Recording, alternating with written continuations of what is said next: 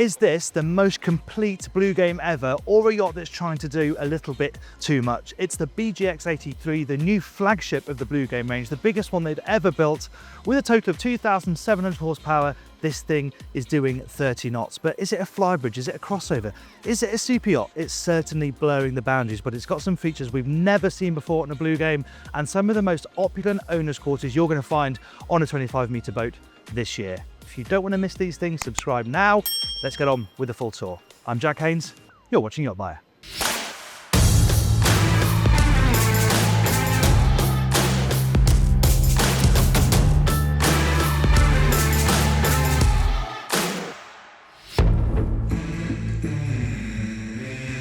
Now, maybe the biggest Bluegame that they've ever produced, but it's still hitting all those familiar touch points just on a much larger scale. So the key thing is this huge flat aft deck, and you've still got the crane tucked in over here. So that is how you can mount your tender. There's space for well, they say a 4-meter tender here, but there's enough floor space that I think you could have a bigger one if you wanted. Space the other side for, say, a jet ski, but you've also got a platform that drops down into the water. It's fixed there. This section goes into the water, more to help you in and out of the water, hence why you've got this to aid you using the steps. But you could put a toy on here as well. So it's a really flexible aft deck. That is in the Bluegame DNA, is you've got even more space to play with. And one key addition is it's the first time you've got fold down platforms on both sides. They've done it on the catamaran, but they've not done it on a monohull. So this particular boat has just got the fold down platform on this side because you've got the crane. If you want to have them on both sides, you are going to sacrifice the crane. But of course, you've got the platform there, so you can still carry a tender, just not quite as big. But bear in mind, you can sleep 8 people on board, you've got 3 crew, you're going to need a relatively chunky tender on board a boat like this. And when it's not being used for tender ops, well, you can put furniture out, bean bags, it is just your space to play with. You can put some protection up here as well, so you've got some shade. And there's some really nice additions, like the shower that you saw at the start, so you've got a proper shower when you come out of the water. And of course, the practical stuff, all your mooring gears down here, twin cleats, got your winches, fair leads as well. It's beautifully done, and I really like the use of teak. Obviously you've got it on the deck here, but the way it runs up and over the sides and then even continues into the overhang, and that's what draws you down into this interior. Again, this is very familiar Bluegame, but you've just got so much more of it, and you're down into this sunken lounge, which is at water level. Such a key feature on board these boats. And what's remarkable is this can technically all be owner's quarters. Behind me is the cabin. We'll pop in there in a moment. Of course, in the day, this is a nice place for guests to come down. It's air conditioned, it's shady. They're still in touch with the water, but it's nice and cool and comfortable. You've got a TV in the mirror too, so you can sit down here and watch a bit of television. But what I really like is in the morning and in the evening, this becomes a really luxurious, very private owner's quarters. And this is the owner's cabin, totally separated from the rest of the accommodation. So it feels very luxurious. It's incredibly private, and the space is used really cleverly. Look at that massive window. Such a moment when you walk in. Obviously, inside Düsseldorf Boat Show, it's not quite as spectacular as when you're on anchor, but that is lovely. Big bed, and the quality and the attention to style just rings through from the off. The detailing down here, the lighting is gorgeous. You know, this is San Lorenzo product, Bluegame. You must remember that, and that really does inform the way this boat is put together. And I like this arrangement. You've got the TV in the mirror there, and you walk through the wardrobe to get to the bathroom. A really clever use of space. You've still got a nice amount of hanging space here. And how is this? The detail, the wood in the ceiling. It looks lovely, but it also really brightens it up. Drawers here, and you can separate this off from the cabin with a sliding door. But then coming right over here onto the starboard side, you have the bathroom. How beautiful is this? The green marble feels nice and cool to the touch. Toilet compartment there, and a separate shower aft. So 2 people can, one can shower, one can use the toilet at the same time. And then the sink is in the middle. And again, they're providing you with a lovely view, even here inside the bathroom. But then the other thing must notice about this area is there are a couple of ways to get up to the deck above. So there's a staircase outside, just here. So you can go up to the deck above from outside, or you can do it internally by this staircase here. We're going to stay focused on the interior for the moment. There are a lot of deck spaces to enjoy, and I need to show you how they all fit together, because this is not a normal layout. There's the option to have 4 or 3 cabins in total. If you have the 3 cabin version, you can have the galley downstairs. This boat is the 4 cabin version, and the galley is here on the main deck. Not that you'd really know. Look how beautifully integrated this is into this space. Everything is so nicely hidden away. The materials are gorgeous. I like the way that they've got the bar, and then this area here becomes your galley where you can lean and hold court, obviously cook and make drinks. It is a crude boat, but if the owner wants to cook up a storm, they can do it, and it's very sociable. It's integrated into the boat very nicely. It feels like a family boat. The galley is not tucked away in this, guys. It's all part of the action. Some of the detailing as well. I mean, that lid is frankly absurdly heavy. I really don't know what you're supposed to do with that, and if you drop that, it would be incredibly painful. But it shows you there's no fakery when it comes to the stone here. You've got your cooking nicely hidden and integrated down on this side, induction hob, and then again it's a full height fridge freezer, but so nicely integrated you'd barely even know it's there, and you'd maybe expect the galley to be down one side. I think it's really lovely that they've made it a focal point, and it also disguises the helm a bit as well. Side door on this side, so it's easy for the crew to get into the helm, and then the helm itself, it makes the boat feel quite a lot smaller than it is, to be honest, because you're so far forward and because you can't see right to the back. It doesn't feel like you're on board a 25-metre boat, but you've got plenty of power. 2,700 horsepower across 3 engines. The top speed is 30 knots, and it will cruise at 25 knots for probably 350 nautical miles. So the way it's used doesn't change just because it's the biggest. It's still got that fast cruising capability that all the Blue Games have. It's just much bigger, and you need a lot more power. It may have triple pods, but it's still familiar joystick control. They're just control of 3 pods, and the nice thing about this is that we can actually see those because the boat is obviously out of the water on the stand. So later on we'll pop downstairs, have a look at the hull, have a look at the pods, have a look at the underneath of the boat, which is something we don't often get to do. The layout is really quite simple.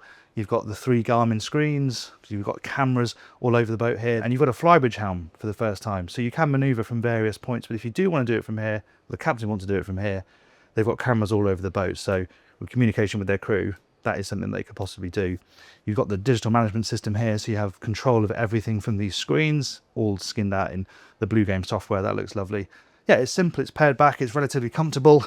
The bench, there's no adjustment really, but you can sit back, relax, stick the autopilot on, and the view's pretty good, and there's enough space, despite the shallow windscreen, to stand and be able to see forward nice and clearly. Now, before we go and finish off the deck spaces, let's drop down, have a look at the guest accommodation and the crew space. There are a few different configuration options for 3 cabin. This is the 4 cabin boat. If you have 3 cabins, the galley goes down here. I'm going to show you exactly how that works later on. And actually, if you want to see all the layouts really clearly, go to yachtbuyer.com. We've got them all laid out. You can see them side by side. You can compare this to its rivals and look at it in really good detail. But before we get into that, let's have a look at the guest cabins. There's 2 doubles back here. They're identical, so I'll just show you this one. But these are the premium guest cabins, and they're very lovely. Lots of similar touch points to what we've seen in the Omen's cabin. So this wood running along the ceiling with the light strips in here. You've got the air conditioning all very nicely integrated as well. TV up on the wall. Not a huge amount of natural light down here. They've gone for the traditional porthole. It does open, so you get some ventilation. But yeah, it is a little bit dark. You rely very heavily on the artificial lighting, which is why it's quite nice that the palette is so bright.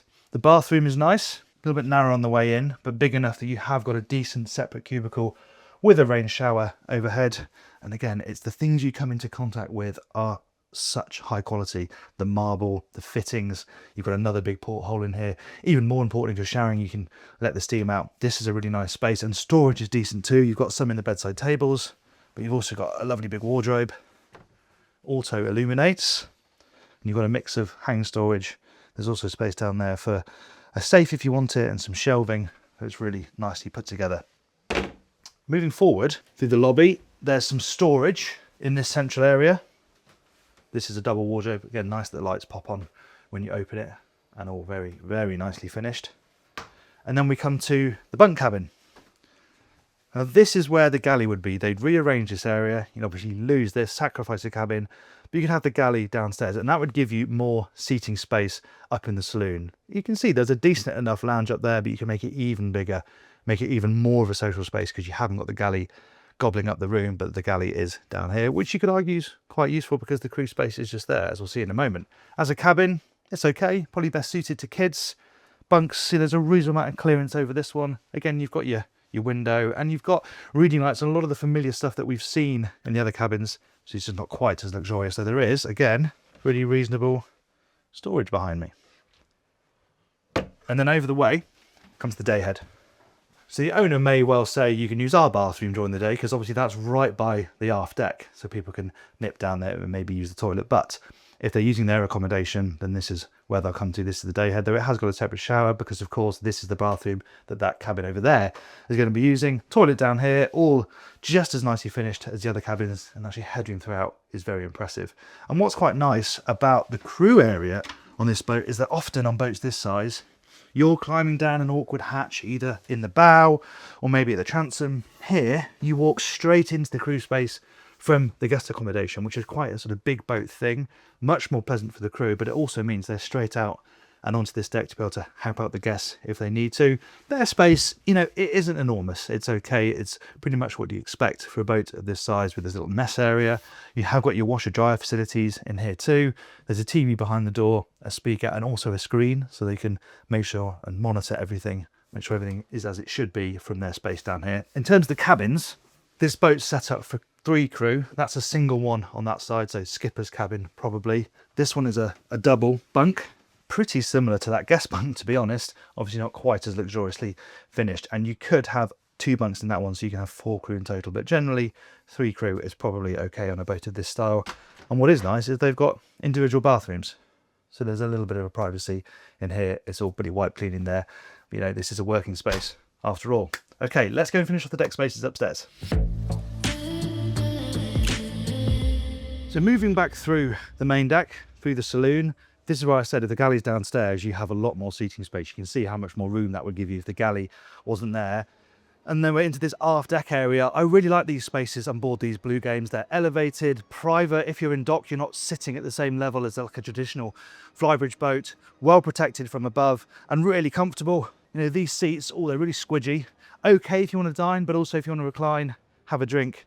It's really nice. Obviously well connected to that saloon as well, and space for some more seating over this side. And right next to the wet bar, all finished in lovely teak. You've got your sink, your grill, and then twin fridges down here. You know, the galley's just there in this version, but if you had the galley down version, you'd probably be relying on this quite a lot. And it's lovely that when it's closed, you never even really know it's there.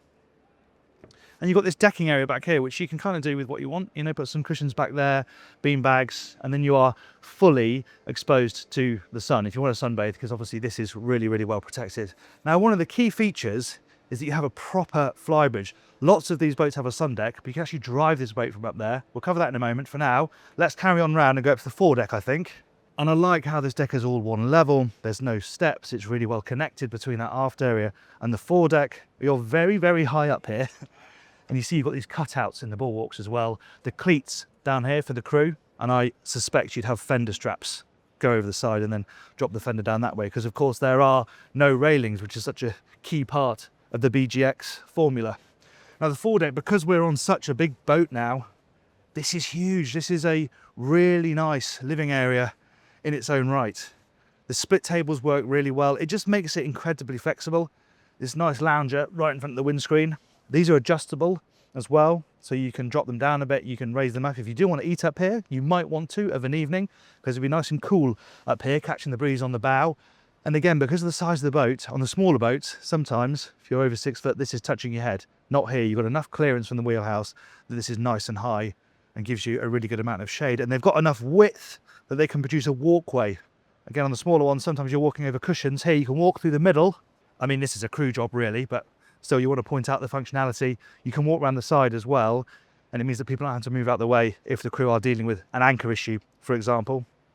Like on the smaller boats, lots of the kit is hidden away, but actually touching and feeling this stuff, you get a feel for the heft, the quality. I mean, the mouldings, it's so chunky and smooth, no rough edges to be seen anywhere. So that pops up to reveal your cleats, windlass for tightening the lines, obviously access the anchor through this hatch underneath my feet, fair leads as well. It's really good stuff.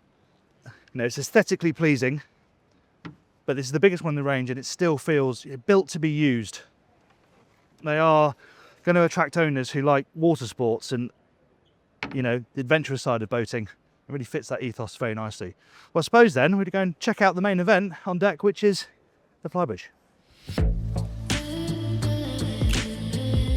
Flybridge is nothing new, but the way this one has been used for this range is quite different. I'm going to get to the main event first because, look, a Flybridge helm for the first time on a Bluegame monohull. You do have this on the catamaran, but this is the first time you can actually drive one of these from the top of the yacht, and I really like that. Something this big, powerful, and you can cruise at 28 knots, and be in control of that from right up here, top of the yacht, wind in your hair. I think that would be really, really nice. Now, the position is a little bit strange. The bench is quite low, and the helm is relatively high, so I can't actually see the bow all that easily from here. But it's a really nice design. It's so clear and concise with your two big screens. The Bluegame wheel, that is lovely. I wish you guys could feel this because it's metal and then it's rubber behind, so it does feel lovely underneath your hand. And of course, you've got a repeater of the joystick. I mean, if you were to maneuver from here, you've got a pretty good all-round view. Great for spotting if you're coming into an unfamiliar anchorage or a harbour, and of course you can still rely on your cameras. Now I really do think you're going to have the wind in the hair experience, because look how low the windscreen is. That's not going to do too much to deflect the wind. They might be good to put the perspex slide up here like Absolute and Sunseeker sometimes have, just to get the breeze over the skipper's head. But you know, it's nice that actually a few people can sit on this bench and enjoy the ride. I just wish there was a little bit more adjustment. That's a fault on both helms. They're a bit too thick. Some adjustment would be good. There's a fridge here. Again, you're a bit of a long way from the galley here, so got cool drinks underneath this hatch. And I like that this is just a totally different colour. You know, there's a bold colour scheme here. Just makes it a little bit more interesting amongst the teak. And there's a button here that adjusts the table. So you can actually drop this table right down. You can see it's moving down as I press it. And when that goes right down to that level, you can infill it and make that a huge sunpad. Obviously, this isn't really the primary dining space, and you can see that by the design because it's quite slouchy. You know, it's more like sit here with a drink in your hand and a few snacks rather than sitting bolt upright with your knife and fork. But nice, it has that hybrid functionality. And then right back here, just some sunbathing space. Now, of course, this is quite a small Flybridge in the context of a 25-metre Flybridge boat, but that's not really what this is designed for. You've got that big aft deck. That's where they think people want to be living. So this really just feels like a bonus. Plus, you can drive from here. Really nice. Let's go check out the engine room. There are a few different access points into the engine room. We're going to drop down this quick inspection hatch just here. Now there's punters on deck in the show, so I don't want to open up these big hatches while they're walking around. But there are two big, almost full length of the engine hatches in here. So obviously I'm sitting down because the hatches are closed, but if they're open, you can stand in this section perfectly comfortably. But if you just need to clamber down here to have a quick look, it's fine to drop down that hatch. And then yes, you're sitting, but at least you have somewhere to sit and clamber around. Again, you feel like it's going to be pretty compromised because of how low the deck is, and you've got three engines, but it's okay. It's still perfectly easy to access the key major points, and it is all very nicely put together. You see that San Lorenzo quality even in the bowels of the engine room here. Easy access to things like filters down on that side, twin generators behind me, and this boat has got fin stabilisers, so they should be more effective at speed than, say, a Seakeeper, but they also work at slow speeds. Triple engines, pods down there, a little bit of a clamber to get down there, but you know what? It's pretty good. And the really nice thing about the fact we're at Düsseldorf is we can now drop underneath the hull and have a look at the pods from the outside. Let's go and do that. I can see the YouTube retention graph dipping as I get to this bit, but stick with me because if you're a boat nerd like me, this is really interesting. And also, if you've never seen underneath one of these things, well, this is a perfect opportunity. I'll talk you through some of the stuff we've got going back here. First of all, this is the platform that drops down. We saw that from on deck. You can see the mechanism you need. It's got a 500 kilogram weight capacity. You can see what a serious bit of kit that is. And then just below, these are interceptors. I talk about those a lot during sea trials. And essentially, these are cassettes, and they've got blades that come down and they force the water so that the boat then goes up on that side, keeping it not only straight, but also keeping the stern up. It's totally dependent on the conditions. And this is now handled automatically.